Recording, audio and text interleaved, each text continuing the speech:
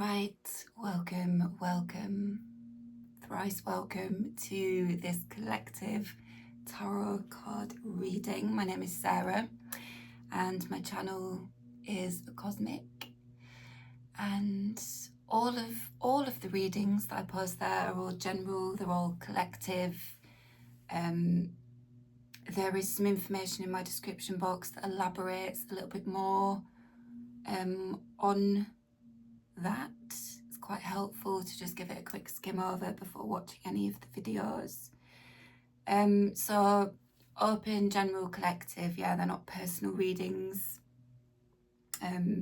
So just please listen with an open mind, take what resonates, leave the rest. It might not be your message at all. Yeah, just follow your discernment, follow your intuition, yeah, whilst watching. This particular reading today is also punctuated by the distant sound of power tools outside, so I'm really sorry about that. Hopefully it doesn't impinge too much and isn't too obvious, but there's nothing I can do about it, sorry. Okay, so I actually asked a bit of a question, or I asked a question before pulling these cards, because something came up in the previous reading I posted last week. It was called Prima Facie, and it was this idea of like value, right? Value.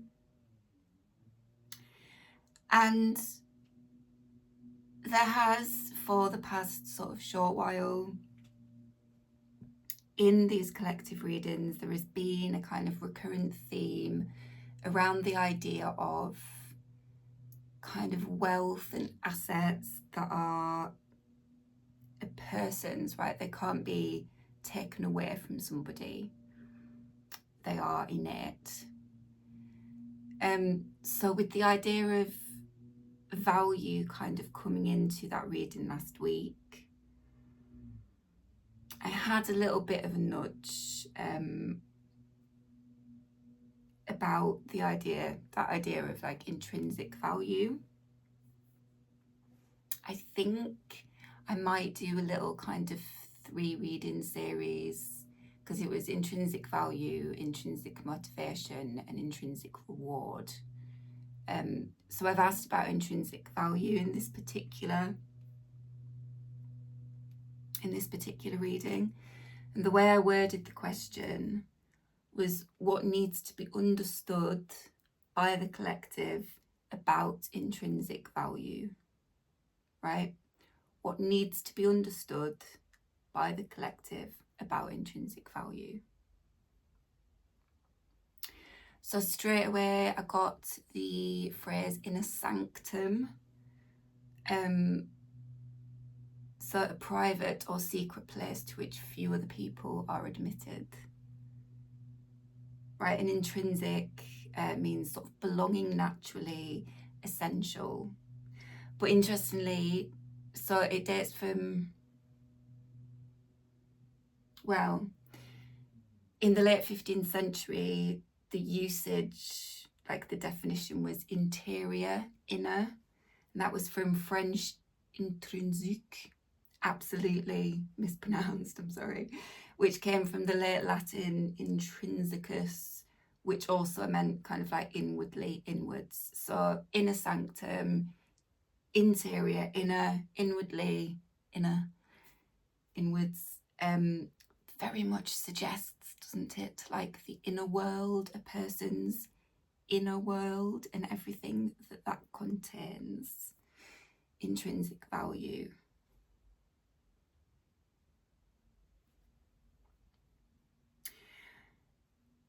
So I also got the word fundamental.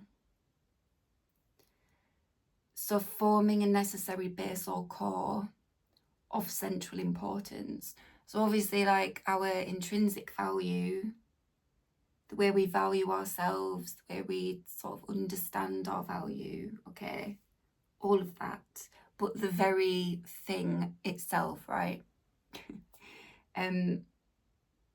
It forms a very necessary, it's very fundamental to our being, to our sense of self, to our emotional, mental, spiritual, physical health, well-being. It's a very necessary base or core. It's very fundamental. It is of central importance.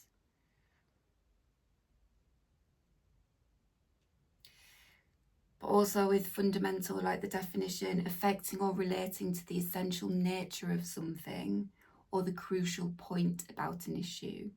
And it was actually that second one, affecting or relating to the essential nature of something or the crucial point about an issue, that really stood out.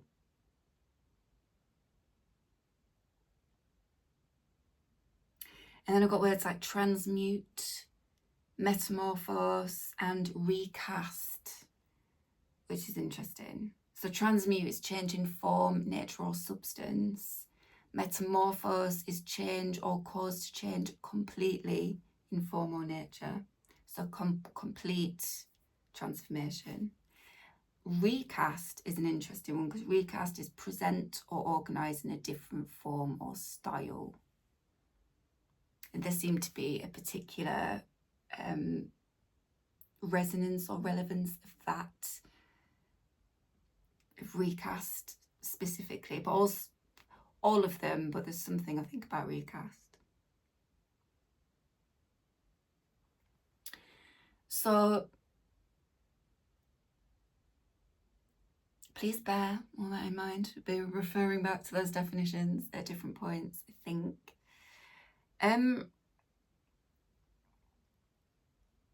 As usual, there's a lot of information here in these cards, and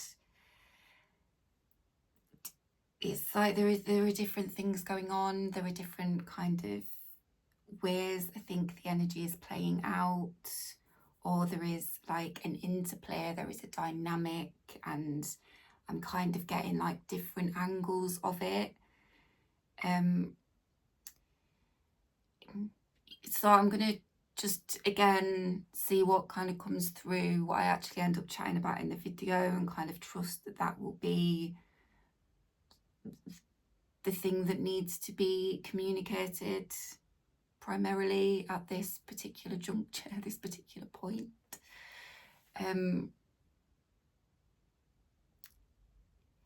There is something, I think, about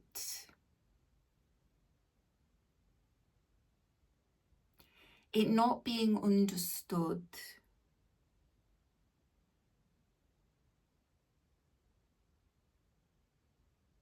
Possibly in terms of some kind of contribution, like a contributive thing, that the value of something isn't being understood or accepted, possibly, by, I think, the person or the people or the aspect of yourself that is kind of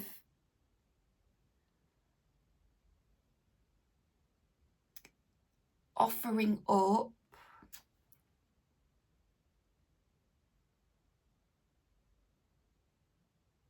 or holds the value in some way, right? So there's that, but there's also to kind of go to metamorphose, that idea. The first card out in the spread is the Three of Swords. The last card out in the spread is the Empress. And there are these three cards, or these few cards in between. So the idea of metamorphose, to completely change the form of something, is very clearly communicated in these two energies, and we're kind of going from this one and kind of ending up in this one. So the Three of Swords, I mean, the imagery communicates it quite well, especially in this deck. The swords are quite bleak, bleakly depicted in this deck. But it is a card of like emotional difficulty and distress and kind of heartbreak, right? But it's swords, so it's air. So there is this aspect of the mind, right? The swords, it's all relates to the mind. So there is this kind of mental route to emotional pain, okay? It's kind of that. And then the Empress is representative of the planet Venus. So Venus is a feminine energy. It is love and connectivity and beauty and community and abundance and all of those lovely, gorgeous things. So do you see what I'm saying? It's like there's a complete metamorphosing of this Three of Swords energy into this very abundant, kind of loving energy over here.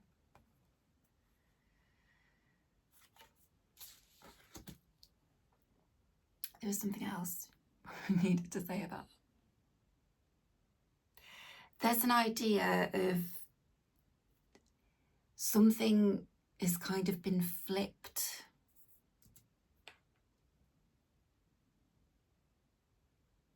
It's like something has been flipped, right?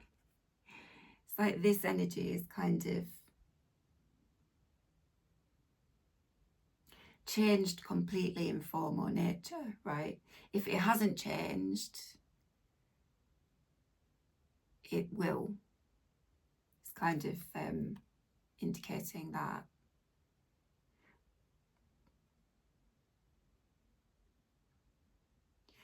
It feels honestly like it's more something that has, like it's communicating about intrinsic value, right? So it's, I think it's kind of letting us know that something has changed, something has been changed about this energy. That's the idea, that's the flip. Okay.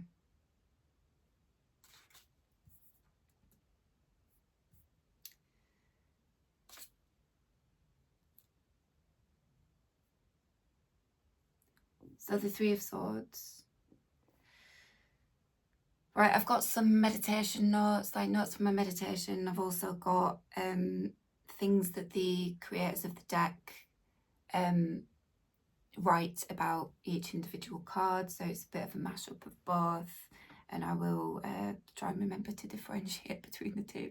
But if you're wondering why I'm kind of glancing over here at any point, it's because I've got notes from my meditation on my laptop. Right, so it's kind of what I'm perusing over here. So, right, creators of the deck. One of the sort of meanings of this card is personal growth through disappointment.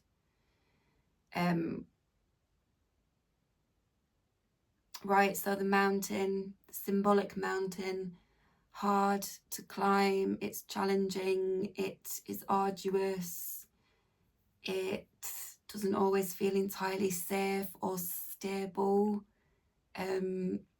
being kind of rerouted or having, you know, rocks descend, you know,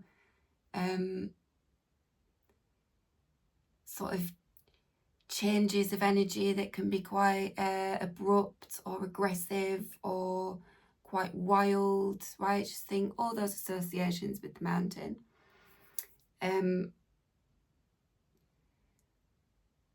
But yeah, it is an energy of kind of disappointment, which is this kind of emotional emotional aspect, right? Feeling disappointed.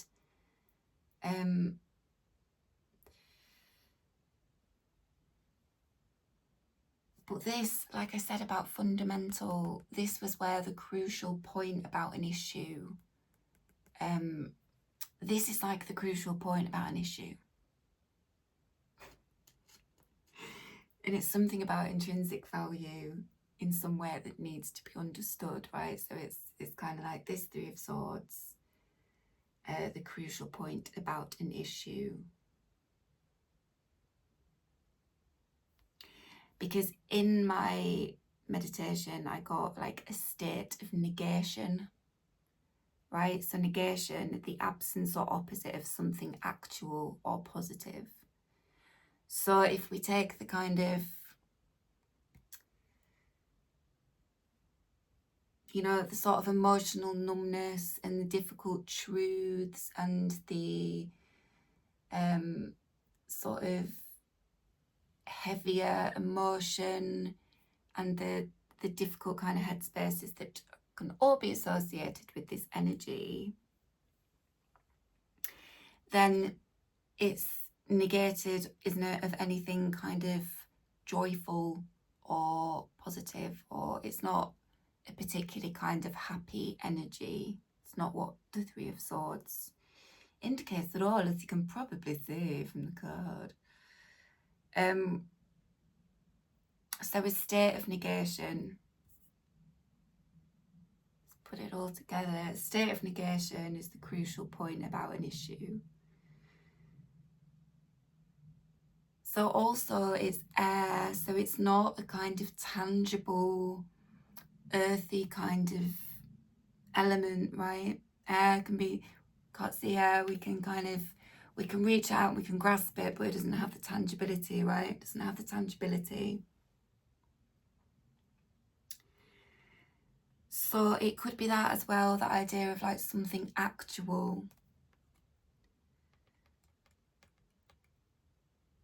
Maybe that something isn't sort of right in front of you, like reach out and touch it, right?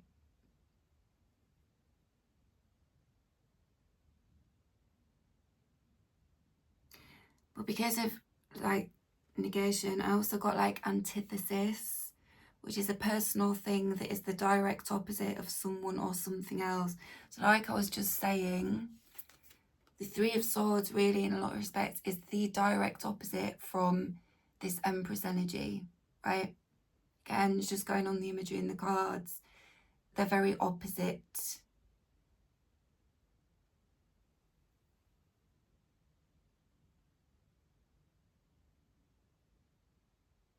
And then I also got dialectical, right, which is interesting because it can mean like relating to the logical discussion of ideas and opinions, which is a very airy thing, right? Very like communication, the mind, logic here.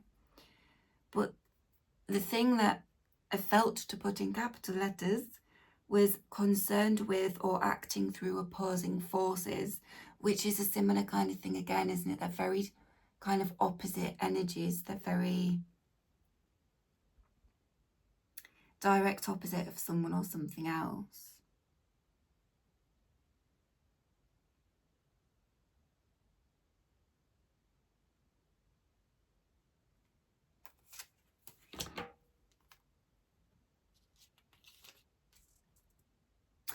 Yes, but the mountain, something's been, I've written overcoming, right? So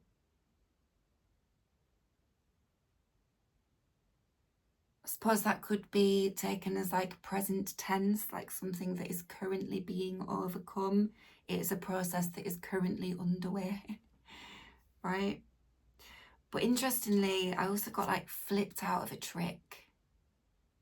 Flipped out of a trick.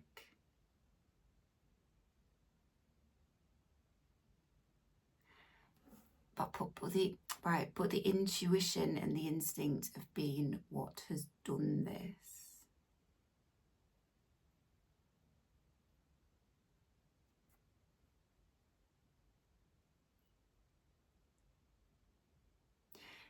So like mind playing tricks, right? Logic.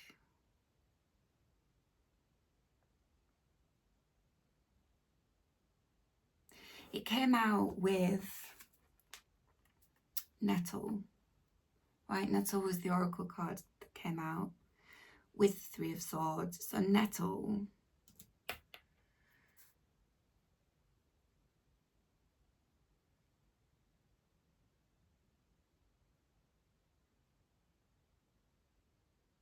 hang on.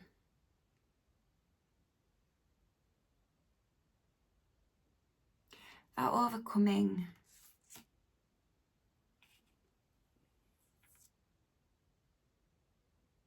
Oh, I feel like I've lost a card. Lost a card. I have lost a card. I'm going to pause and find it. Excuse me. Okay, I'm back. Found the card. Just left it kind of over here. Okay, so I can't remember what I was saying. Doesn't matter. So this Three of Swords. Okay, so in my meditation, I got emotional experiences that create, mold, and form a mindset or mindsets. Scars, tender spots, wounds, a state of negation.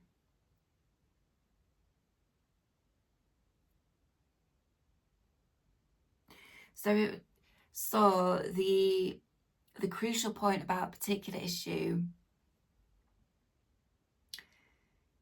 is a mindset that has been created by a difficult emotional experience, basically.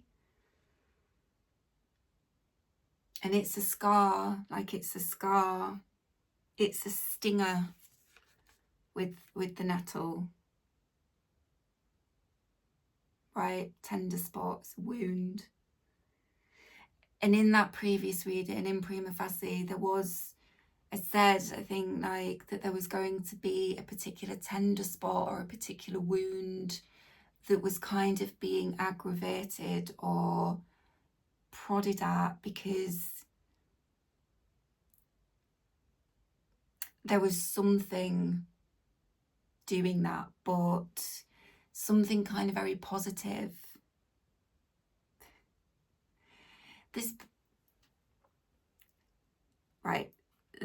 There's basically kind of an idea here, right?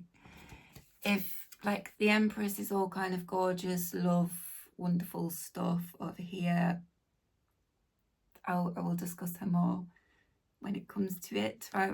When the time comes. Am I saying that? Just mean later on in the reading, but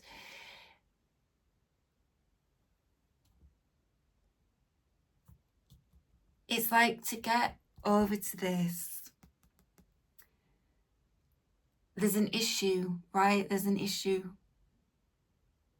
There's some kind of issue. And the point is that issue is rooted or comes from a mindset that has been formed out of a difficult emotional experience.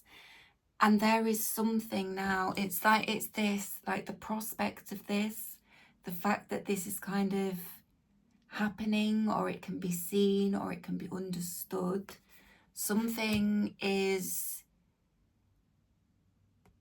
prodding at that tender spot, okay?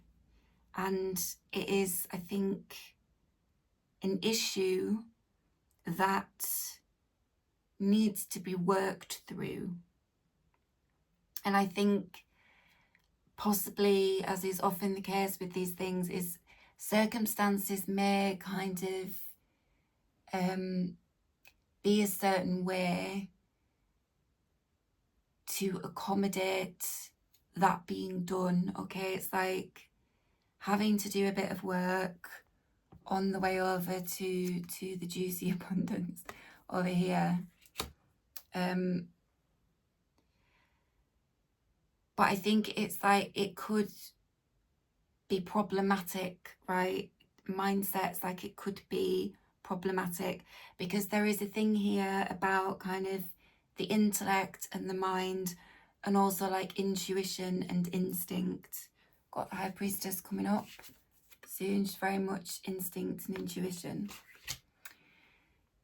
Okay, because so with this also in my meditation, I got intellectual inferiority, a sense of intellectual inferiority, which I kind of, although I was just kind of picking up on the energy that was being communicated to me, which is likely the case, but I felt myself kind of chafing at it a little bit, you know what I mean? Well, what does that mean? And I'd sort of quite intently then sort of sat with the card trying to sort of, well, what does this mean, intellectual inferiority? Because I recognise that you do get people and individuals who are incredibly smart. They are very intellectual, they're very academic, they're very clever, very high IQ, members of Mensa, you know, that's very much a thing. So it was like the idea of this sense of inferiority, which I feel is, right, part of this mindset that is kind of a fundamental issue. It's also something about over-intellectualizing as well. But so when I sort of sat in with the intellectual inferiority thing, there's something here, right? Because intellectual, involving a person's ability to think and to understand ideas and information, okay? Different folks have different ways in finding meaning and coherence in things, right? And while some people will very much do that in a very intellectual way, other people will do it very intuitively and very instinctually as well, very creatively as well, I think, being suggested over here. So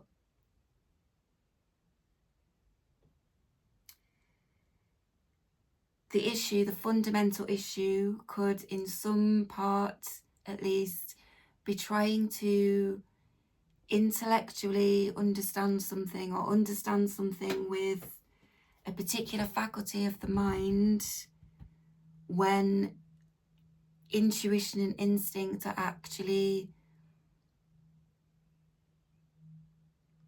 they are going to what greatly kind of contributes to coherence and understanding of a particular thing. It's what this represents, what this Empress represents.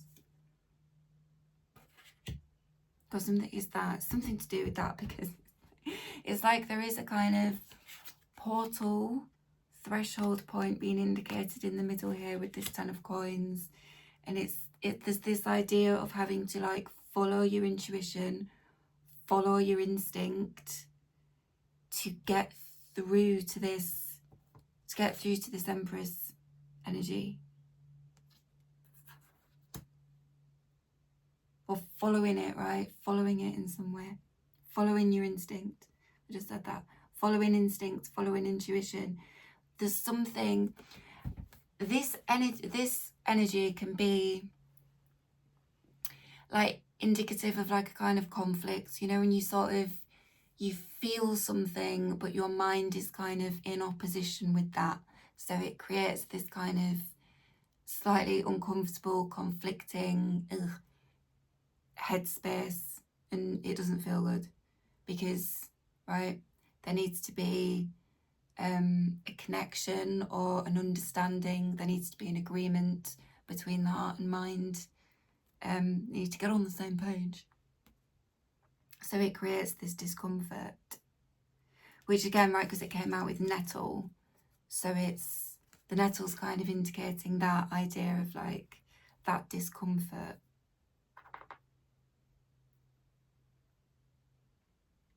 But there was also something as well here, because nettle, the weather system associated with nettle is fog and mist. And the title of the card in the deck is the Trickster. So there was actually this idea about like brain fog,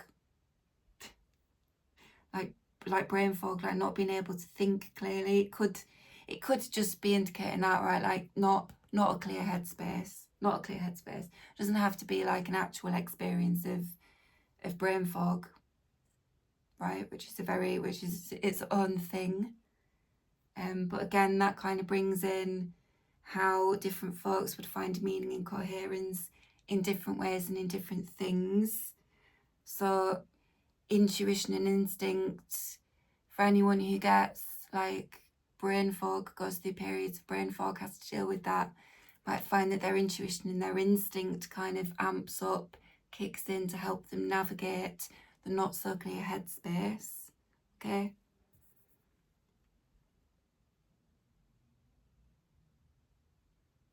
Yeah, know that they can be the guidance system when your head isn't clear. Because they are the true guidance system, right?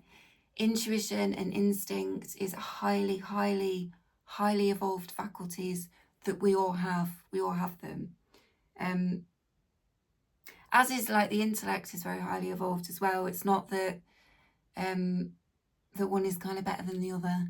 It's the point is kind of all of it, but it is indicating if there is something where the headspace is kind of in its way synonymous with this mountain and this kind of difficult energy here, then the discomfort of that might kind of urge us or nudge us into this more intuitive, instinctive kind of energy, or tapping into those modalities more, because it's a true guidance system, right? The high value given to intellect alone is unequal. And that's more of a societal thing as well, right? So collectively, what do we all need to understand about intrinsic value, right? High value is given to the intellect. And the idea of like reasoning,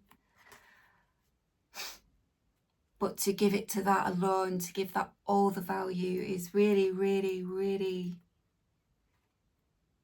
undervaluing those other intrinsic, highly evolved modes of understanding, of forming coherence, of navigating. Because we all have them, right? We all have intuition and instinct.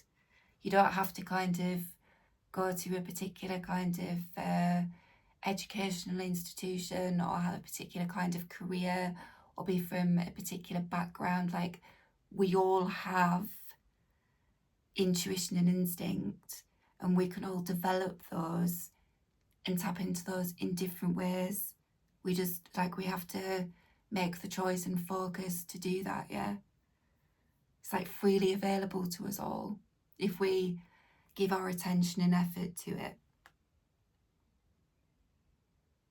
And one way that maybe like the universe or our own sort of spirit or our own intuition, right, could be like, you're going to find this quite tricky to get your head around, or this is going to be an uncomfortable energy for you to stay in. So bit of an indication here in like an uncomfortable way to sort of get into, like, follow your intuition. Don't try and understand. Don't try and understand it too much with particular mental faculties, right?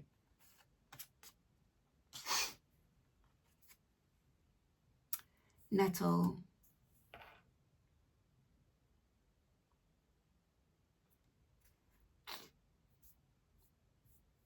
Excuse me.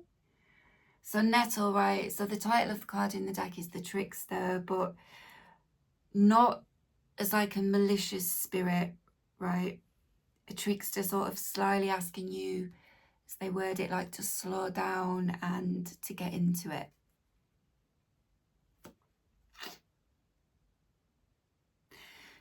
Because the mind airs an active element, right?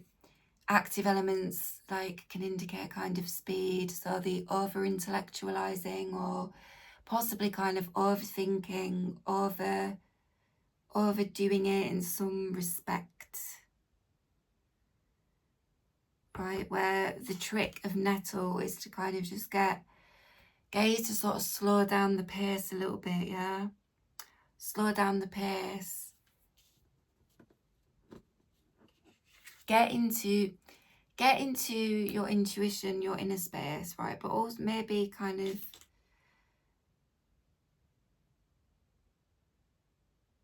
that could help you understand that Three of Swords. I think there's something there about like core belief.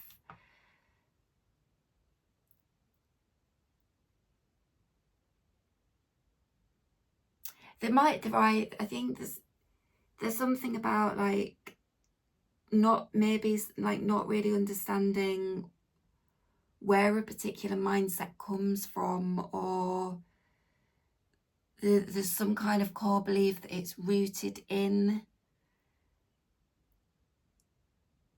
And so it's like it comes up, there's something, it's coming up because it needs overcoming, because there's some good shit. I think all of this, right, that it's kind of been this thread through readings is there is actually something new, and there's something, I think, probably quite significant for folks, and it's got this kind of special vibe to it, and it's, right, it's like gorgeous. And so it's honestly, there is quite a lot of supportive energy and encouragement to sort of to ensure that it happens.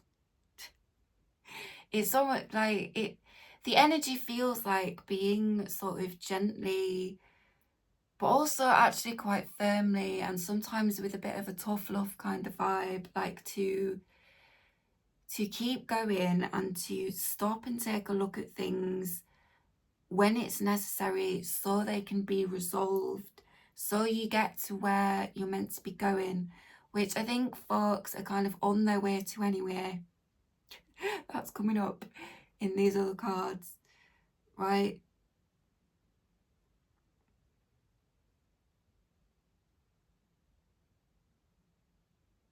It's just like, pay attention to your reactions to things. There's something about that. It's all to do with this mindset, something maybe about a core belief that has been born from a difficult emotional experience, maybe something that was particularly difficult in the past. It's a previous thing, right? Because it's formed this mindset. It's like it's not going to as an issue, it's not going to, I think, serve very well where you're going, where folks are going. So there's a need for some resolution. Plus it's not, we all go through this. We all experience this, spectrums of this at various points in our lives. But when we do, like, we understand with that experience, that it's no place to kind of stay indefinitely, or, you know, if we ever do find ourselves in those situations, it's hard. There's always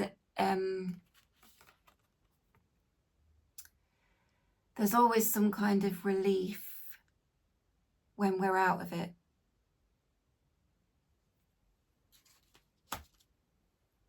But they also, right, it's about awareness as well, okay? I think the thing about mindsets when they're issues or core beliefs is when we're not aware of them, because they can affect the choices that we make and the how we move, right? And if something isn't, if something is coming up for us, but we have to kind of move towards it, and it's maybe not, we can't understand it. We're having to really like trust the unseen to maybe some notable degree. That can be difficult because we're human, right? And we live in a very tangible material world. So it can be very validating and massively reassuring if we can physically see, or we can physically touch, or we can physically whatever, what it is we're moving towards. But if it's something new and it's taking form, it's being created, that isn't necessarily there in the way that sometimes maybe we would want it to be, to give us that sort of hard and fast reassurance. And that is where like core beliefs that we're unaware of can really kind of, they can steer us off course. They can reroute us on the mountain, right? But they might take us on a more kind of difficult path, or a steeper climb, or we add something to the circumnavigation or climb that we didn't need to do. So there's an alert with the nettle, right? And this Three of Swords energy, possibly like intuition as well. There's some kind of alert, right, to pay attention to. It's about like interfacing with the sharp stings, yeah.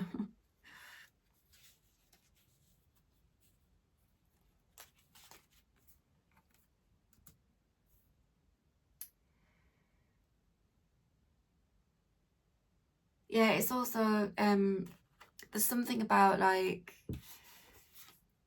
it's not all really heavy. Yeah, there's something about nettle sort of that the authors of the deck say, like it's quite important not to take life too seriously and lean into life's challenges with good humour and a willingness to laugh, right?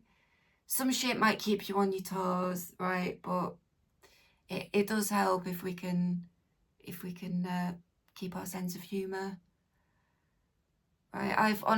There have been points where I've really sort of, this has been heavy ass in my life, yeah, and I've honestly surprised myself how I've managed to kind of make myself laugh. Right? In like being in the thick of it.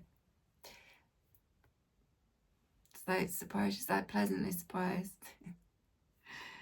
Right? Could be quite a dark humour. But humour, right?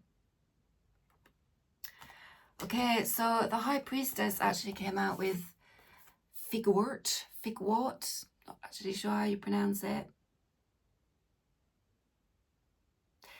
So this, right, the message here was like, true wisdom comes from sort of quiet, often solitary reflection, trust in your own personal experience of life.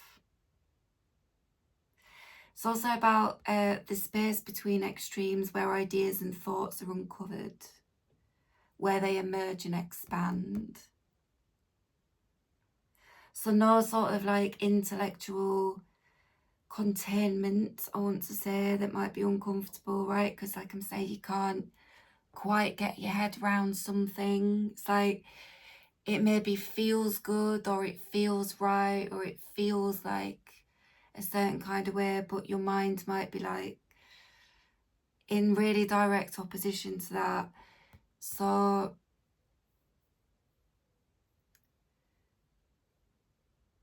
right, like quiet and deep knowing, strong intuition and instinct, space between extremes,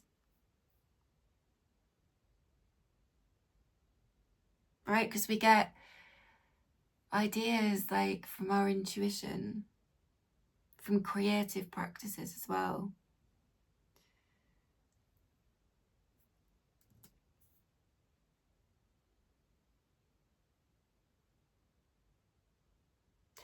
In my meditation, I got just got the smarts. I wrote the actual sense as well, but that's interesting because the idea of actual is in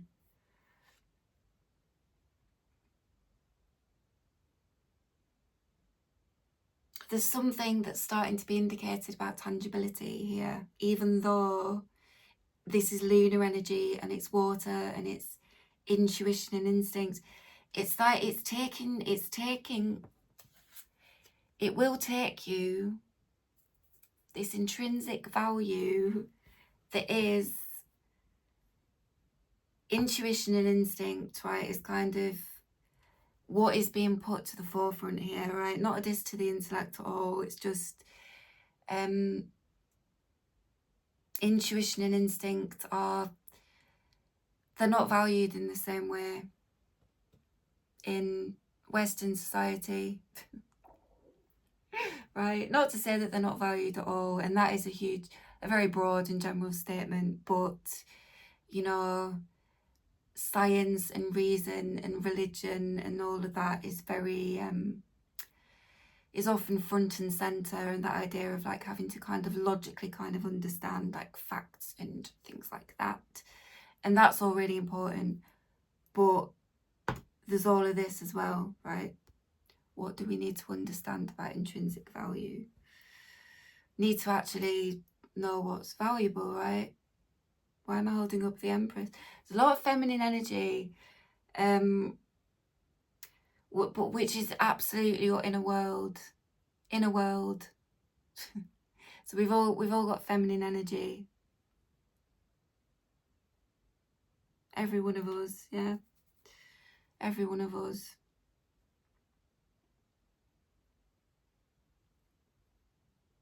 I feel like there's some reason why I'm holding them both up together. Very different depictions. So the moon, High Priestess is the moon, the Empress is Venus. Venus is actually the earth element, right? So we're talking about tangibility and the kind of actual. That's why I was saying the actual here, right? Your intuition and instinct is leading you to something that is going to be very much reach out and fucking touch it. It's going to be in your physical world, your physical life, but you've got to like work your way there.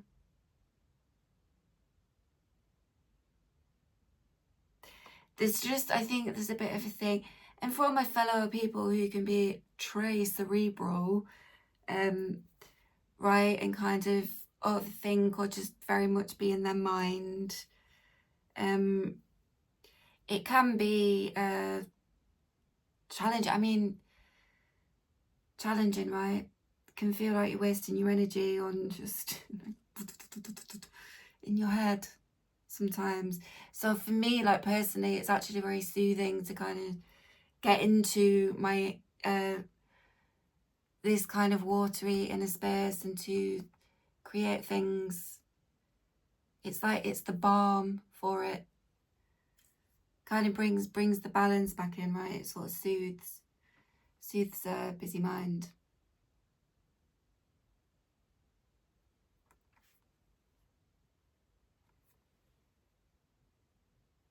Okay. Come back there. So yeah, right. What else did I write for the High Priestess? For this. Very commanding presence, very present. But access behind the veil, able to see that which the intellect cannot, right? So everything I've been saying there, kind of longing it out a bit, aren't I, with all my notes? It all kind of comes through in the meditation. Right.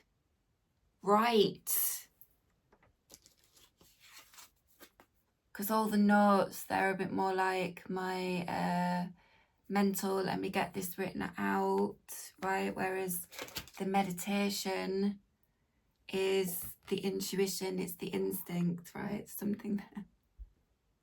So the readings can be a bit longer than they maybe need to be. So it's illustrating a point, so I'm going to continue.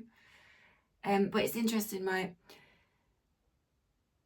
So the veil here represents partly a point past which the intellect cannot pass because it does not let itself, which is that, like, because we can't understand some of what our intuition is telling us and what our instinct is telling us with particular faculties of our minds. We try, and there's this quite jarring disconnect, right? So there's something about like opening the mind there to a bit of expansion suggested with the Empress as well, and also with all this water and the lunars, like expansion, like letting in the ideas, like this opening your mind.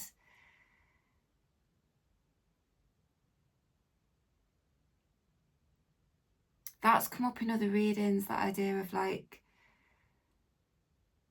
moving away from rigid beliefs. It doesn't feel like it's quite the same thing here, but I suppose a mindset and a core belief is similar, but also quite personal, right? Rigid beliefs, there was a lot of like much wider kind of society suggested in those messages. Mindsets and core beliefs especially, right? Very intrinsic, can be very personal.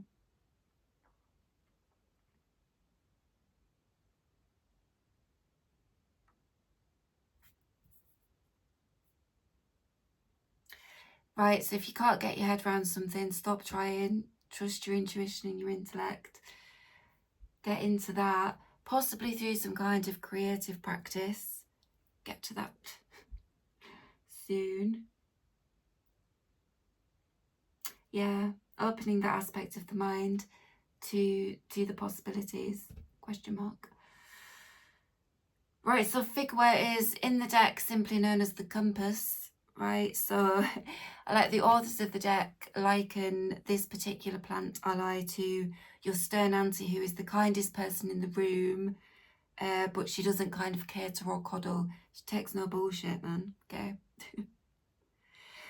But it's very much like an unwavering ally, much like your instinct and your intuition, an unwavering ally that will set you on the course you were meant for, but may not have known you were already on. It's the idea of sort of being taken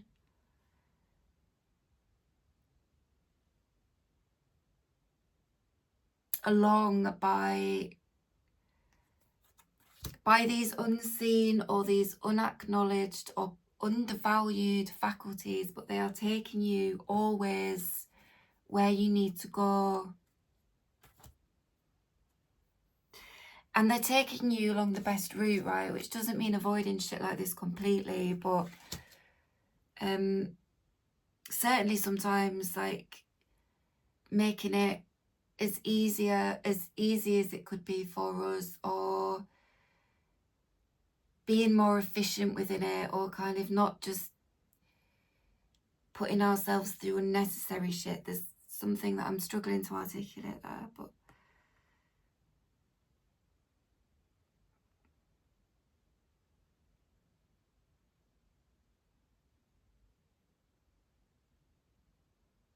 yeah, the course you were meant for but may not have known you were already on, and there's a kind of deep commitment to what is good and just, right? So they're not going to lead you astray, not going to take you towards any fucking wrong-uns or any like dangerous or unhealthy situations, not towards anything that is unattainable. Or that's the thing, right? If some shit might seem like it's unattainable, the mind might be wondering what the fuck, right? What the fuck? How the fuck is that going to happen? But if instinct and intuition are going to be taking you, it's like you're en route to it. I've said this in a reading as well, as about like the biggest obstacle actually being mindset.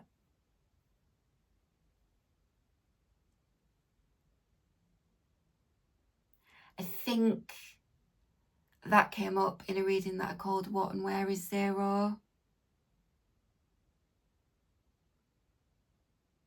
I think it's got timestamps to make it a little bit easier to navigate, but do you see what I mean about, like, there's a theme through these collective readings that it's kind of seeming like it's encouragement, a kind of like gentle, firm, a stern auntie who's like, it's not going to feed you any bullshit or lie to you to kind of, you know, there's honesty, but there's something about like not believing or going through real phases of finding shit harder to believe, right? So it's those phases which could kind of really knock us off course.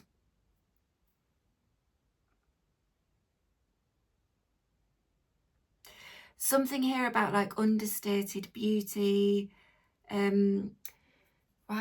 Understated beauty, she's quite understated, this one, in her ways, right? There's a lot of mystery with the High Priestess. And the moon, I fucking love the moon. I love the moon. I think just incredibly beautiful. But we could say, can't we, that the moon as a celestial object has got a quality of understatement about it. But there's something about the magnetic centre drawing you near and looking you squarely in the face. So you could be looking yourself squarely in the face, right? Because it's all this personal. Somebody could be acting as a mirror as well.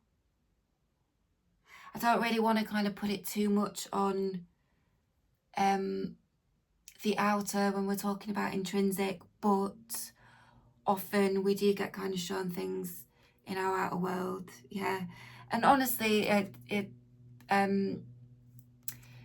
with the connectivity and the tangibility and all this love here with the Empress and Venus, I think it is being indicated that there is like a physicality. So, right, people, person, for sure.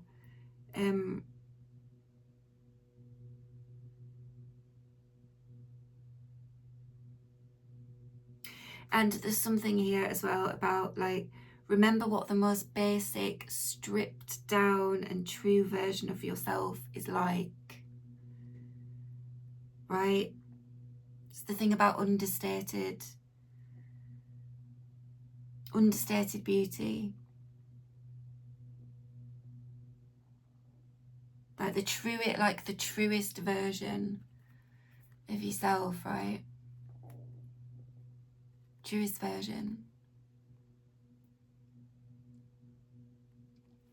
That instinct, right? That instinct, that intuition.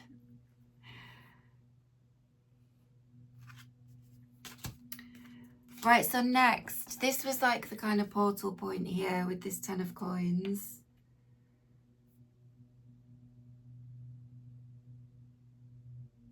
Right, yeah, and it was just like it's what gets you through. So the intuition, the instincts, I've said those words a lot, haven't I? Sorry. But yeah, it's like, it's what gets you through. It's what gets people through 10 to a completion point, 10 to completion in a suit. Coins are earth as well, so there's a tangibility here.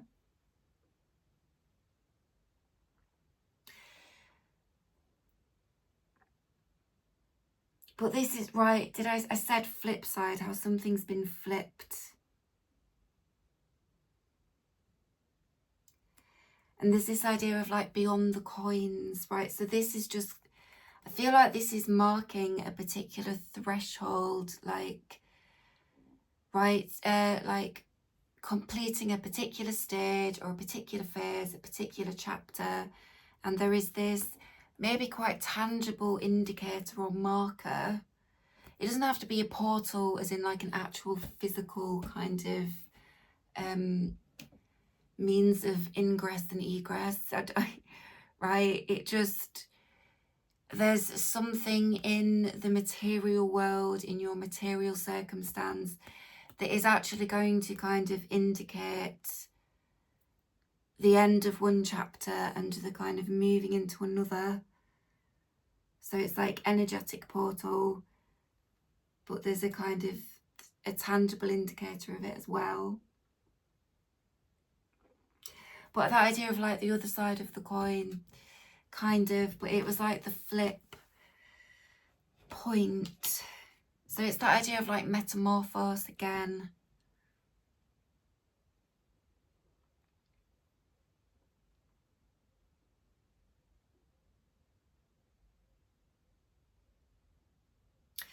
Right, so with this, right, and I've written true riches as well.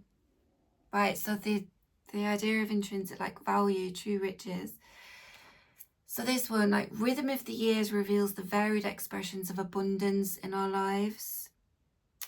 Thoughtful cultivation through to completion. And manifestation in all things financial and spiritual. It's what the authors of the deck say.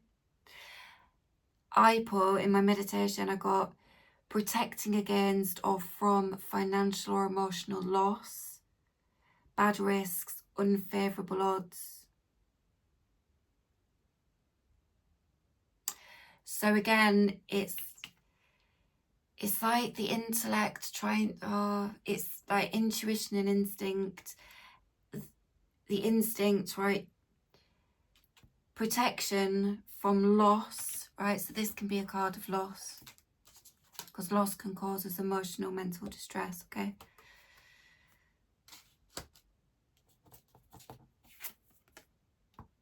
Protection against financial or emotional loss, bad risks, unfavourable odds. It's intuitive, Matt. It's fucking intuitive and instinctual here. It's been indicated quite heavily.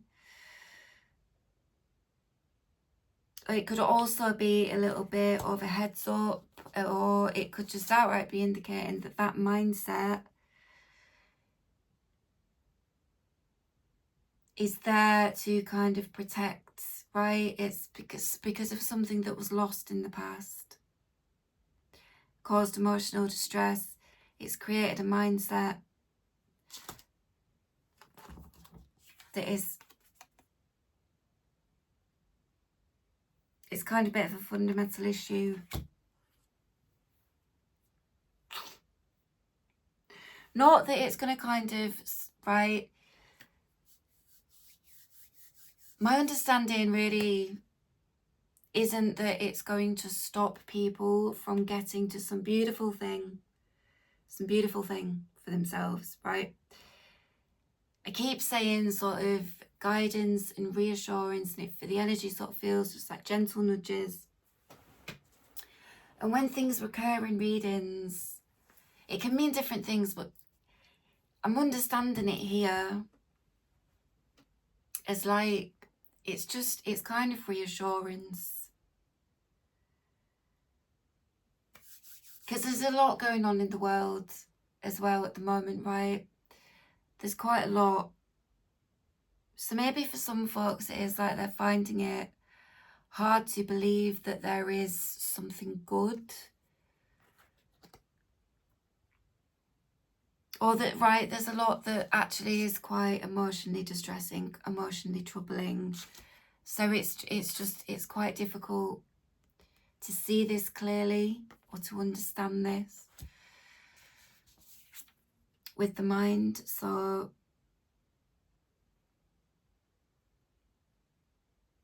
it's like quiet and deep knowing, right? It's like it's the quieter thing. This can be quite loud. It can be quite loud.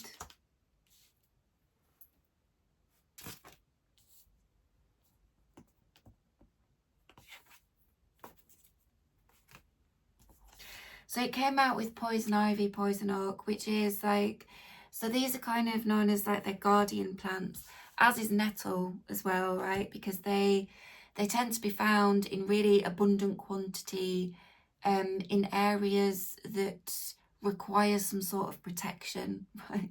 So they're proper like boundary plants. But interestingly, right, they're plants that are often kind of demonized by humans because they cause a striking, uncomfortable, and sometimes painful reaction in our bodies.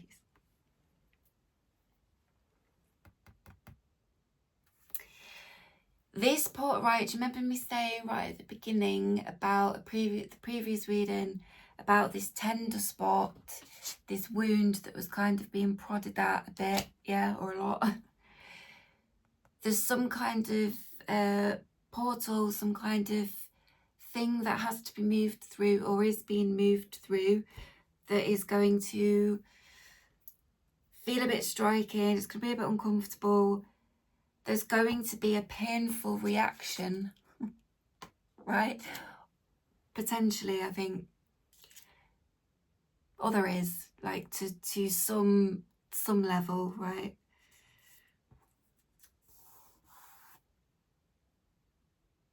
I've put in capital letters. Sorry, I'm always telling you. It's because it means it's like particularly important. Discomfort is temporary. So any discomfort is temporary.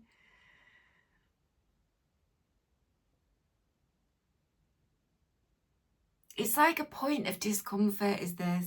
It's a point of discomfort.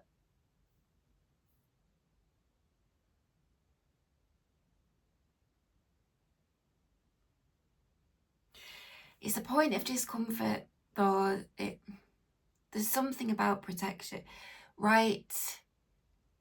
There's abundant protection because there might be a need for it in certain respects, okay? Discernment, very important there.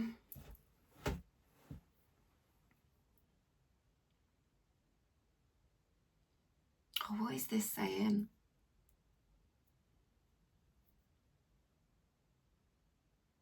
It's like this idea of alert. It's like the idea of alert, like a bit of an alarm, right? A kind of sensor, right? An energetic sensor that's going off. But I'm not sure whether it is kind of, it's protection that's there because of something that hurt in the past. Something that hurt in the past. And this particular mindset or core belief is there, and it's kind of, it's being activated now because there's something coming up that is like reminding, it's reminding of this, right? So it's like this, like a kind of protective vibe because something's been hurt before, right? There has been some emotional distress and some emotional hurt with that Three of Swords. So there's like,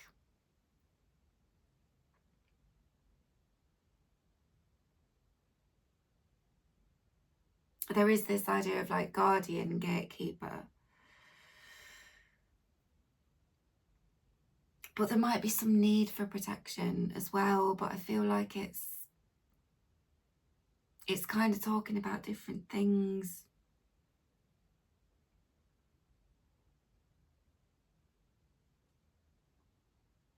So the instinct and intuition is going to be protecting against financial or emotional loss, bad risks, unfavourable odds, right? Instinct and intuition is going to be the thing that helps. Please use discernment, okay? When watching the reading. Instinct, or discernment anyway, oh, right.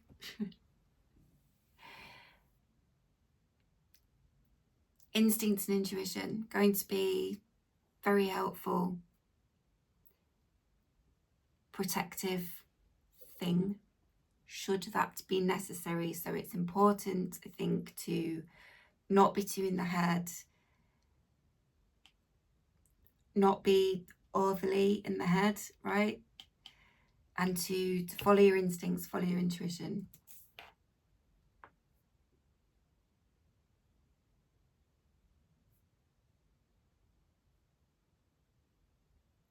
Yeah, there's something about like a defense system, but it also communicates, right? So it's the intuition again.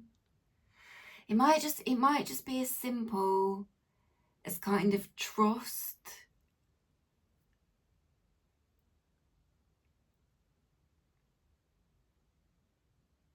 Trust what's being communicated to you through your intuition and your instinct.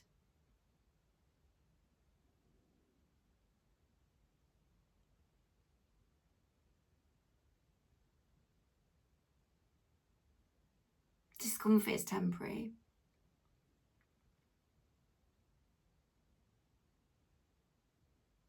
Right, we'll come back to that. I feel right, because I keep wanting to describe it as a portal. I think I'm wanting to clarify for people, right, that the cards aren't really sort of saying that there is a need to protect against financial loss. I'm saying that because it's coins and it indicates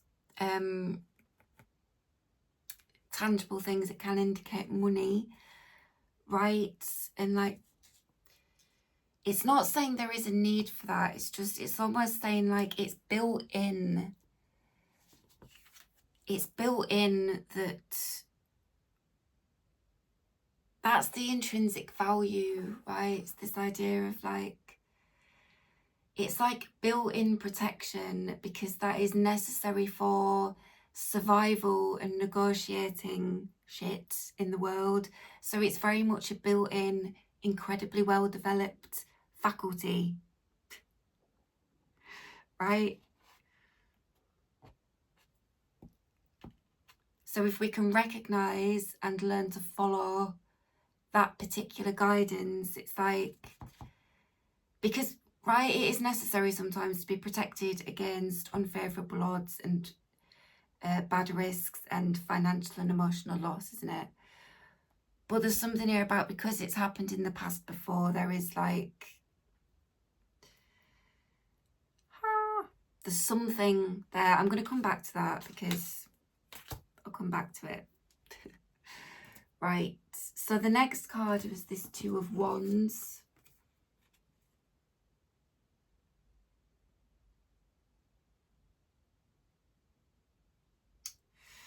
Yeah, hang on, no, I'm back to the Ten of Coins.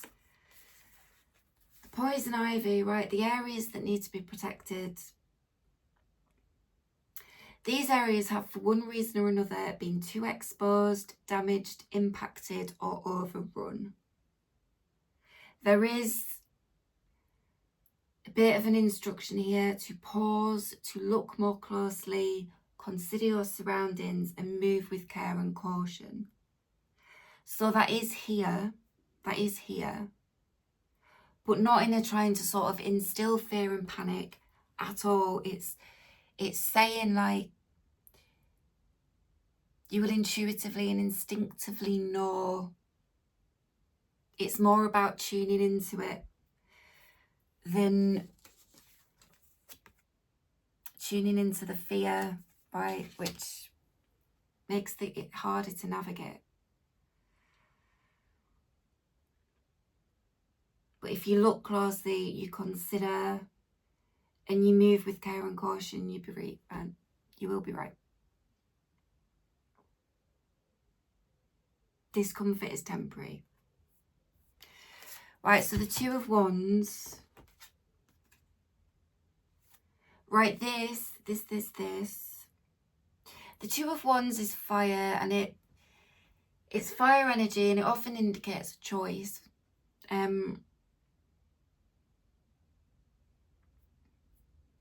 There's something about having enough information and now being the time to act. But I've put a question mark because I don't know whether that actually means literally right fucking now. It's possible that, right, because the cards are predictive in part, right? So I'm sort of saying it's the time will be coming up where you will have enough information and the time to act, right, will be coming up. Right, you will know when you have all the information that you need as well. right? So that'll be very personal to people. You will know when you have all the information you need, therefore you will know when it is time to act.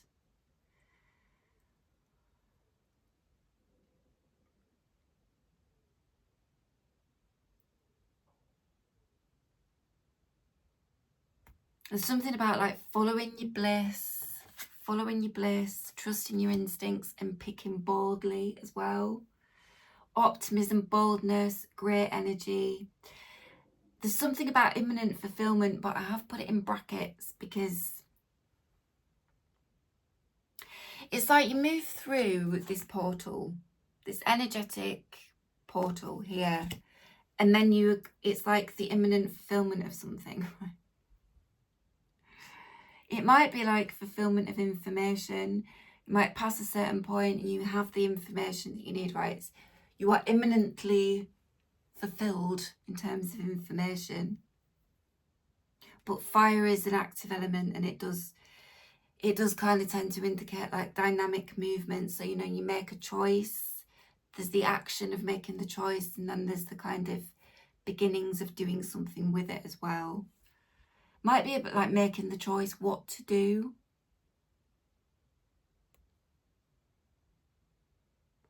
There's also something about like a well-balanced person. A well-balanced person, as if anybody needs to be reassured that somebody is well-balanced.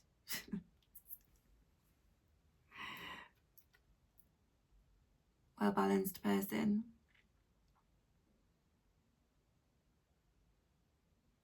Which here might mean, right, not overly intellectual. They don't over-intellectualize, or they don't put all the value on that. They might very much see the value of instinct and intuition. Might be very balanced with that particular kind of trinity of qualities and tools, yeah.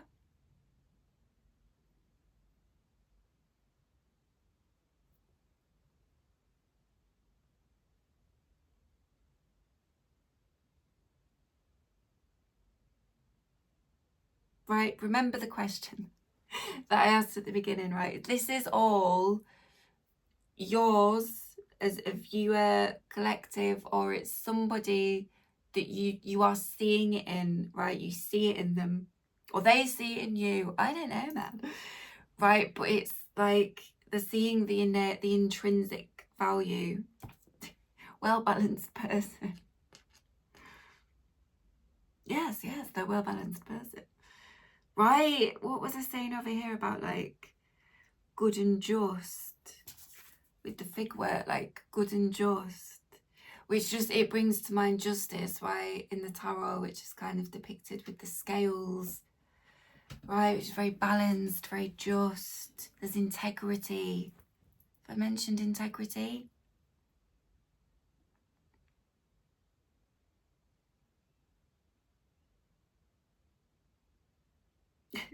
Well-balanced person. They've got great energy over here. Right, okay, look. It is, isn't it? It's like, if I said that, it's because it's tangible, right? This is like an entry point into a circumstance, a very physical circumstance, or you're meeting somebody, or something is happening over here that was that was right, it's coming into being. The Empress is like a kind of birth energy, abundant creation. It's very tangible earth, Venusian earth. It's like real tangible kind of abundant established thing. Okay, so it's what your instinct and intuition are trying to kind of lead you towards. And then there's this kind of point here represented by this 10 of coins. That's, yeah, right. So this is like, it's sort of saying, yeah, like a well-balanced person. But there's also something about, like typically in many decks, the Two of Wands is depicted as like a figure with a small globe in their hands, right? So it's like kind of having the world in your hands, right? There's that potential, but you've got to like make the choices and take action and do things, right? You've got to take that step. You can have all the potential, but you've got to kind of, it's about doing something with it. So the world in your hands. But there's also, right, because it just very much looks like chopsticks. Right, chopsticks. So it starts to bring in the idea of like dexterity, right? Dexterity. Which I have had. Right, I'm going to say, right, chopsticks, but also like paintbrushes, right? It's kind of what this card communicates to me. I mean, it just looks like chopsticks, do you know what I mean? And I think someone told me that this can be a way to kind of learn, like to learn how to hold them, is you hold like a glass ball or something in your hands. I don't know if that's true. Telepathically beam me the answer if you know, right? But like I paint, right? I paint, and I used to do a very specialist type of painting a few years ago, and there was a particular kind of way to hold the brush to kind of get the curves and the structure of what I was painting, right? There was a particular kind of handling of the instrument that was necessary. Okay, so it talks to me a lot about dexterity. This creativity and creation is coming in, right? Because dexterity, skillful use of the hands,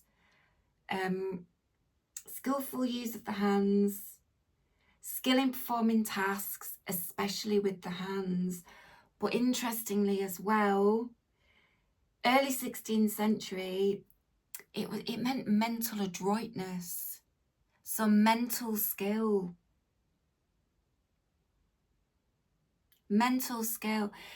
Right, there's someone over here or something, some group of people, some vibe, whereby coherence and understanding and meaning, it kind of comes in a bit of a different way, because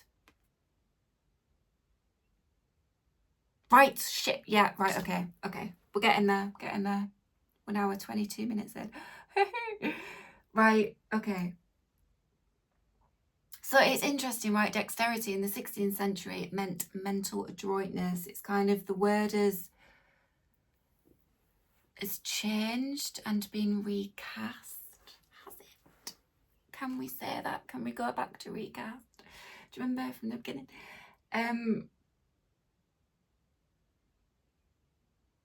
Right, mental adroitness, which it all came from like old French dexterity, from the Latin dexteritas, from dexter, which means on the right. And to the right of this card is the Empress, right? Is this energy. Also something about to the right, you're on the right track, you're on the right path, you are heading in the right direction. The right thing for you is there, right? It's there. Follow your bliss. Did I say that? Follow your bliss.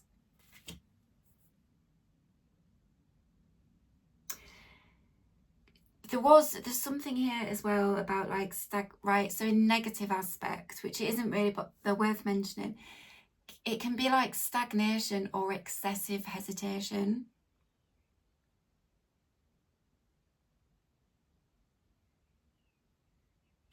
Which again, right, excessive hesitation, that can be perhaps because we're in a state where we are overthinking something. We are thinking about it too much, so it can just kind of put us in a state of standstill a bit, can't it? It can just make it difficult to know. It's not the if we are just endlessly questioning and overthinking things, it's not very conducive to making a choice, because we can't be decisive, can we? Can't be decisive. So there's a bit, I mean, it's the Two of Wands came out with Iris. So the stagnation, the creativity is starting to come in now. So there is something about like, if a particular skill, right, which really could be anything, right? So it could be like something that you physically do with your hands, but it could also be like mental adroitness. Let's take all of it.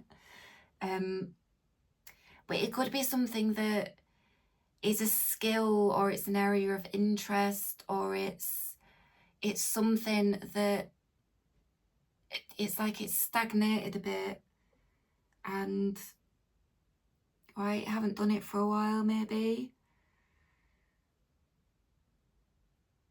In which case, like the this is kind of indicating or advising like a getting going with it again, right? Making choice to do that. But Iris, so Iris, like really beautiful energy actually. It's associated with trust and the metal silver. Silver is very much associated with the moon. Ooh, the connections, right? Intuition is, yes.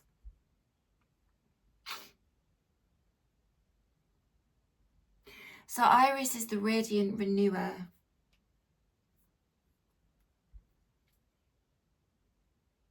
It's, I've written like capital letter, like trust. Trust.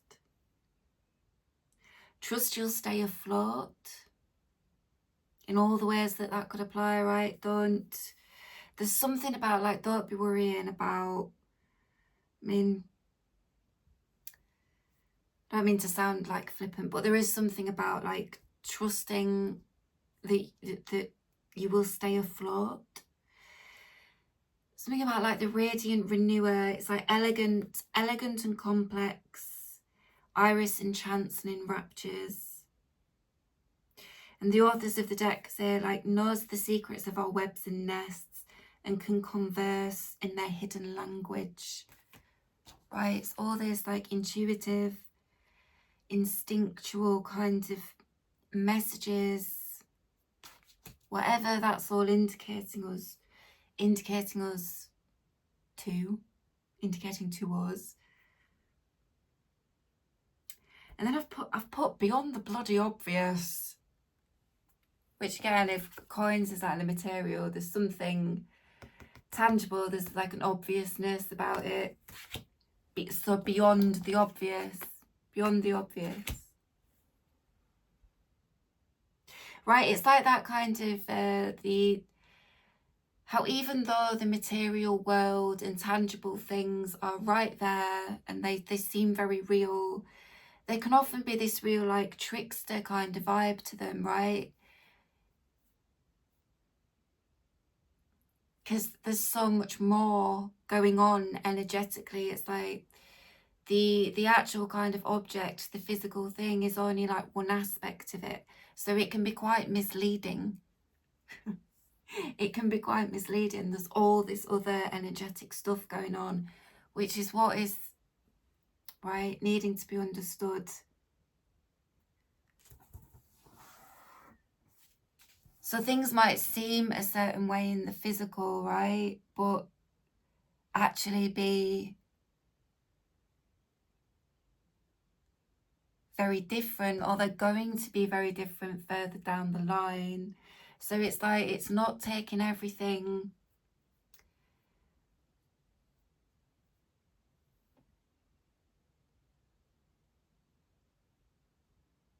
beyond the bloody obvious. There's something like strength, reinforcement. There's something again about like with Iris about like securing boundaries and making sure we are able to thrive.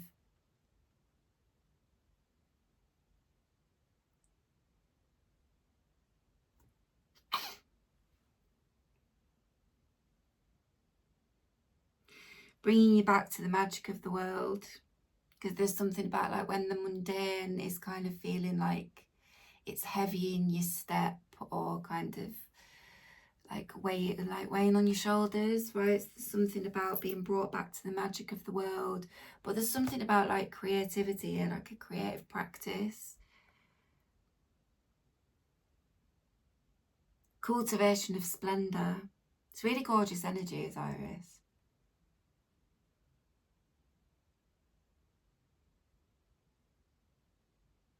There is something really specifically about like art, creating art. Like did I mention like paintbrushes and painting? So I've mentioned that for a reason, right? So it might be like really specifically like something like that. But it's like we're kind of all artists, right? Life is art, yeah. But I've put meditation was artistry in the heart, luminous, lustful. Iris is a queen, and so are you, ladies and gents, right? What fucking queen, better. But it's a really, really, really super creative energy.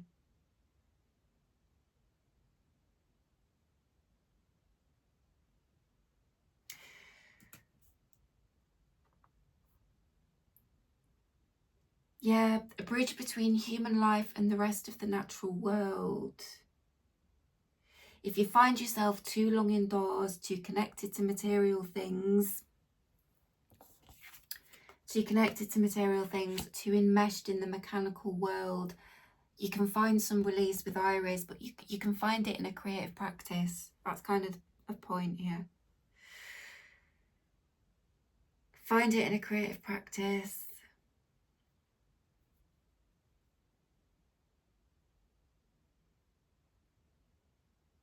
Yeah, if you're an artist who feels blocked and you've just got a yearning to create with passion, but remember, ultimately we're all artists. Artistry of the heart, and Venus is love, yeah? Love and connectivity.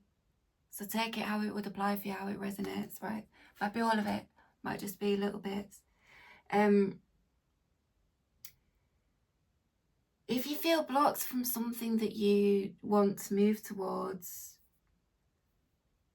or if you get to it and you in some way feel blocked, or maybe you're kind of yearning to create with passion, right? Be that with people or with yourself, or, you know, yeah, it's like there's an ally in this. There's an ally in making a choice, I want to say. Like, so to make a choice is an ally. Your instinct and your intuition are your allies. A particular creative practice is an ally. A particular person or community or lovely thing is an ally. There's lots of like allied energy over here. And it's very luminous, right? She's glowing.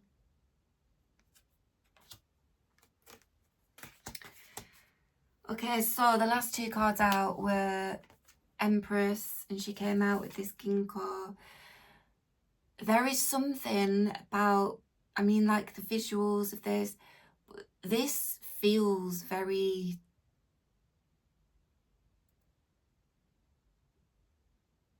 like lovely. Like it feels very lovely.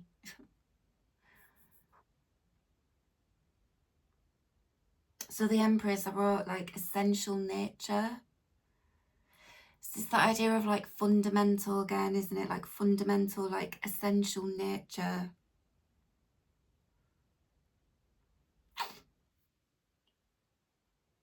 A creative essential nature. You might be finding this out about somebody, or you might be finding this out. It might be very much part of a new circumstance or a new energy or a new chapter that you're moving into. There's a kind of real kind of potent and abundant creative energy that's just really gorgeous. It's like really lush and really fertile, really abundant.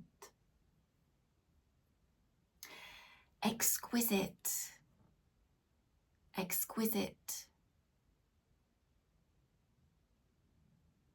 Right? Extremely beautiful or delicate. Intensely felt, highly sensitive or discriminating. From late Middle English in the sense precise. From Latin exquisite, thought out.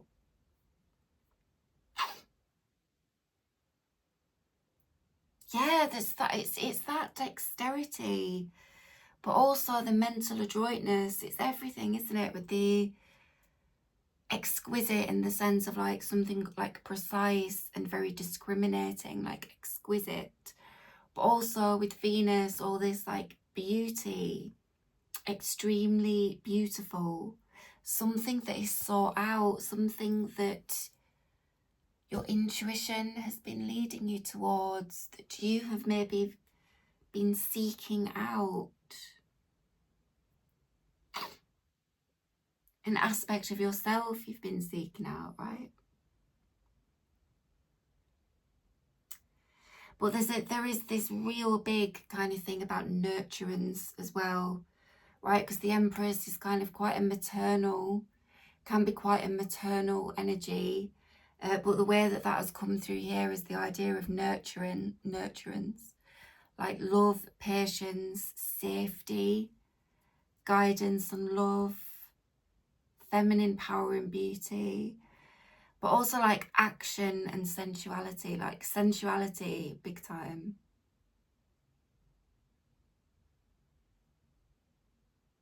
Right, like sensuality.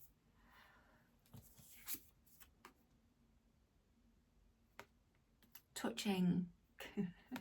Hey, what's going on over here? What's the portal? Anyway, right.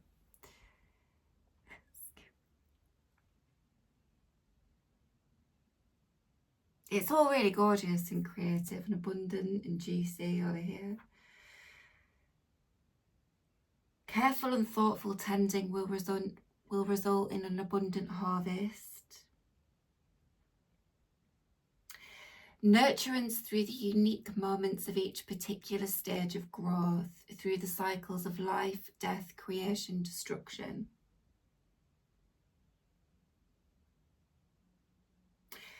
Safe glow, safe embrace.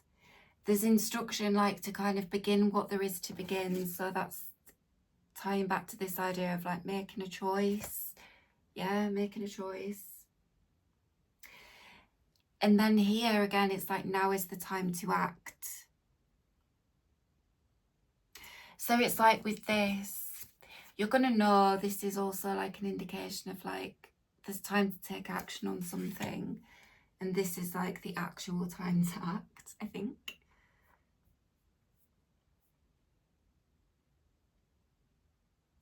Right, and then in my meditation, Empress, make the choice to do it and it will grow. Feels really gorgeous, looks really gorgeous, is really gorgeous. Beauty.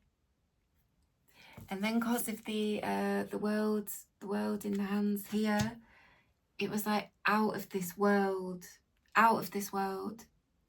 extremely enjoyable or impressive.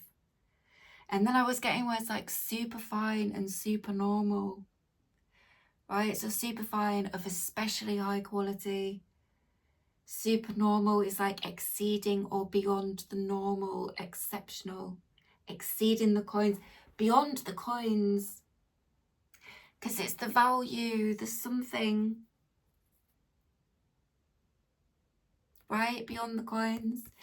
I think this is reassurance in large part that, or in a significant part, that it is coming, like the thing is going to abundantly manifest, nurture, be loving, be patient, just give it time. Really do pay attention to like growth edges, resistance, because it's message, right, from your intuition, from your instinct. Try not to overthink or over-intellectualize any kind of like core beliefs or mindsets that I want to say are kind of, they make you feel sad or maybe quite downtrodden, a bit defeated or distressed even about something that is actually really beautiful and really positive, right? And it's got all this tangible abundance. If it's a person, like they are going to be there, right? They are real. It's got to say they are real. That is real. That connection is real, okay? It's real. It might be, right? Because it might be very intuitive. So there's a point, it's indicating the point where it becomes tangible, yeah? You can reach out and touch them. You can reach out and touch them. But right, so with the ginkgo, with the pattern, I put recognition of a pattern that's rooted in that old wounded mindset and so freedom from it. So this is right, it's the idea of metamorphose.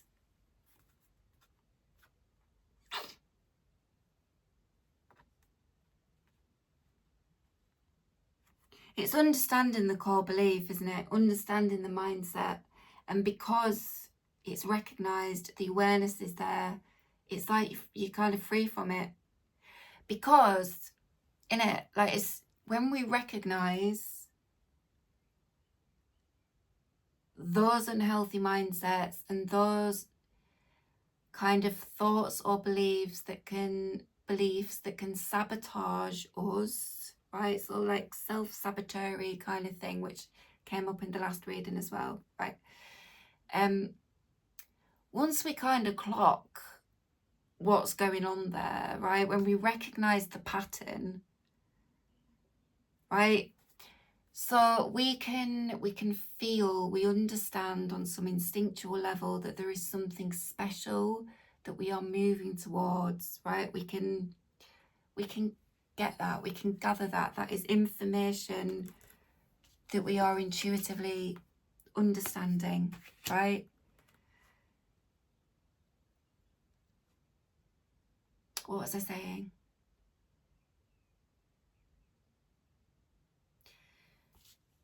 But the sabotagey kind of, the thing that can get us is, oh, I've lost the thread of what I was saying.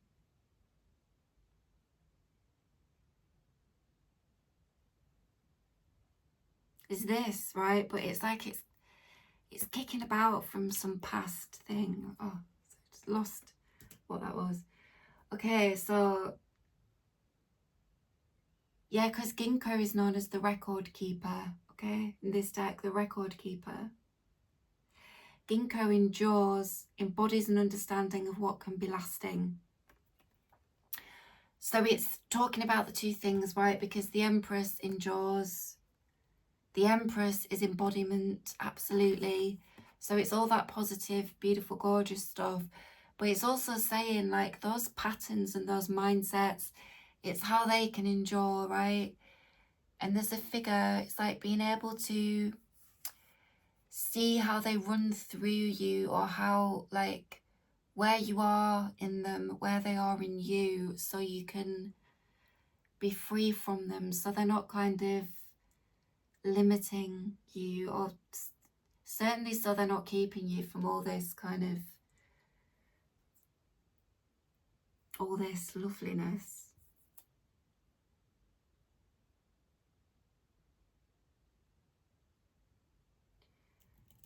Yeah, as we pass through life, we have millions of experiences, large and small. We retain these memories in different parts of ourselves, and in many varying ways, these memories can become activated or lodged in our bodies, our decision making and intuition. This is the smoothing out. This is like, get wavy. It's like, it's the smoothing out. It's the smoothing out of this.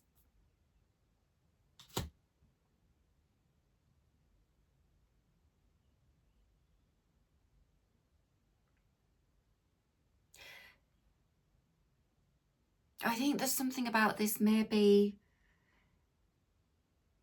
people might be doing this for each other in some way, right? That's part of the, it's part of it. It's like a, right, mutually kind of beneficial something. There's intrinsic value. I don't know what I'm saying. Okay. I don't know what I'm saying, which is probably means there's truth in that. Pay attention. Okay. Our memories change as we change, and the information they contain of what is fundamental about our nature also continues to morph as we do. Yeah, this is like, it's confirming that metamorphosing,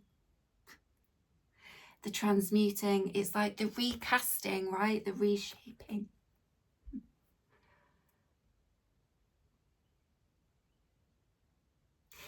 Right, and it's like you might remember, it's like you're not going to forget the difficult experiences and the heartbreaks. Right, you don't forget that, right? Because they make you who you are, right? But here it's like there's this bearing of the weight of them. So you can thrive beyond the memories, right? Because the memory of stuff, sometimes it's too great, is it, right? Shit can be heavy, it can get lodged. So there's something like about being able to bear the weight of it here. She's a boss, it's the fucking Empress, she's a boss. And it's the abundance, right? It's the thriving beyond the memories. Again, this might be like the portal, right? Beyond the memories. It's like, yes, it's gorgeous, is this. This is nice. Ginkgo is known across the world as both a symbol and tangible being of longevity. So whatever it is over here, it's sticking around, right? Sticking around. It's got the longevity.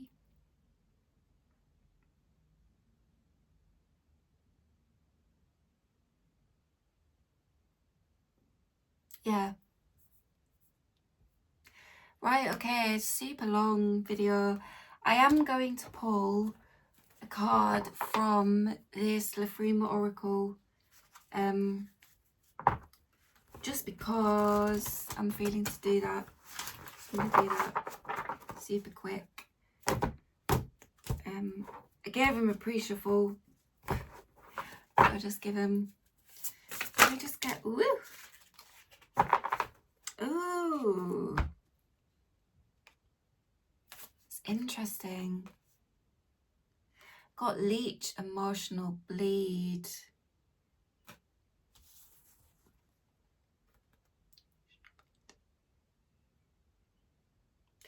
It actually landed on the poison ivy oak.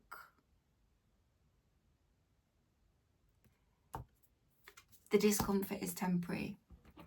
Okay, something's a kind of, I don't know if like an old wound is kind of being like reopened, right? But so can be healed.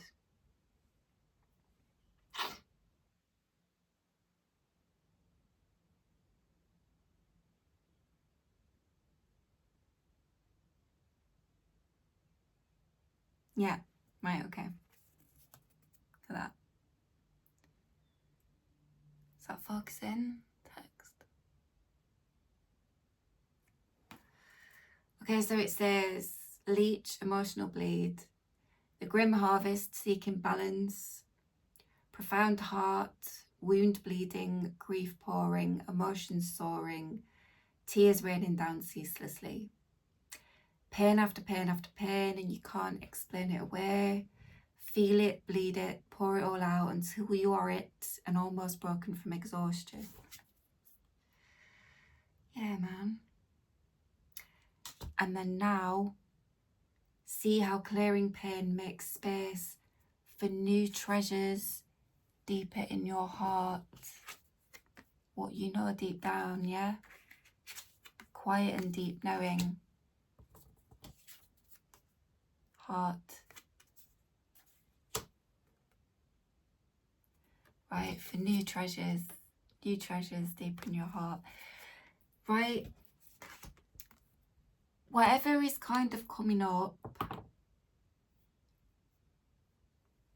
is,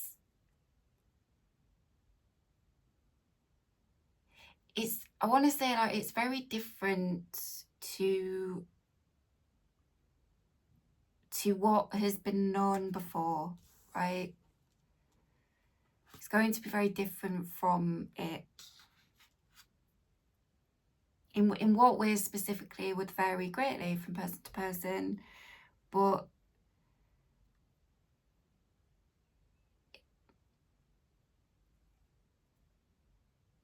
it's like if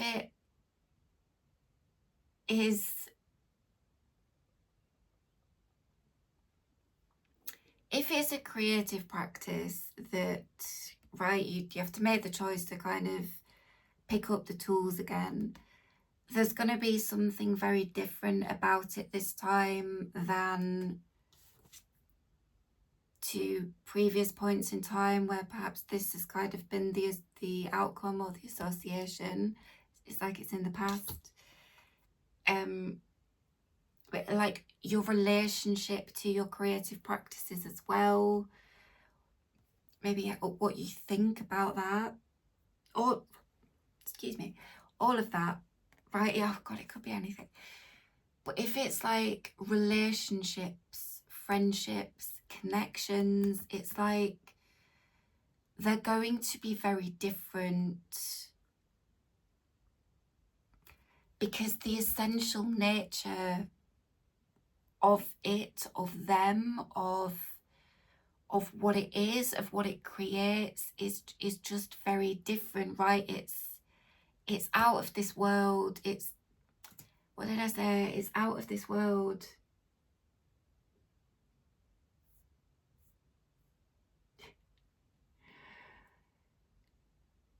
Right? It's like relationships of especially high quality. Right? It's maybe like creative practices that are extremely enjoyable, with very impressive results. Okay. Right? But there's some kind of wound that people have perhaps already experienced this. Like, place yourself on whatever timeline, you know what you've been through. For other people, it's coming up. The main thing is that it's like you got the kit to get through it, okay? So reassurance that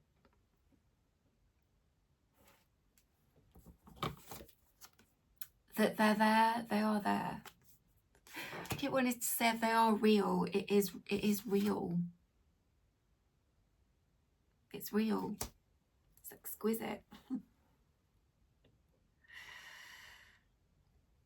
Okay. Yeah. Making space for new treasures deep in your heart. Beautiful. Look, right, why do I give it? They are real. Being.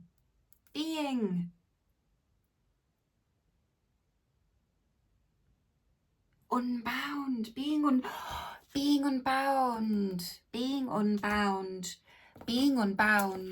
Not too much protection that it stops you from protecting yourself from love, basically, which is kind of...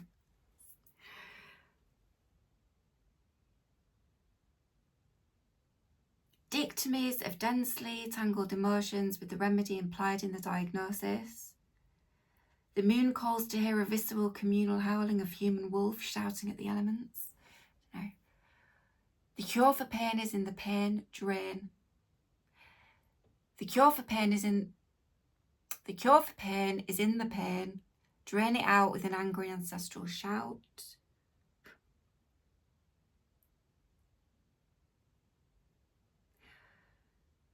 What's found after the dance of disentanglement? Your cure.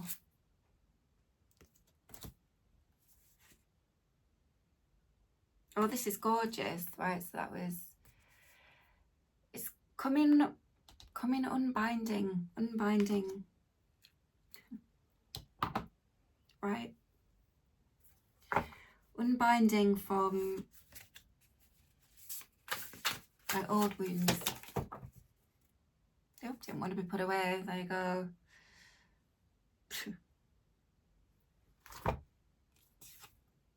Oh! Look at that.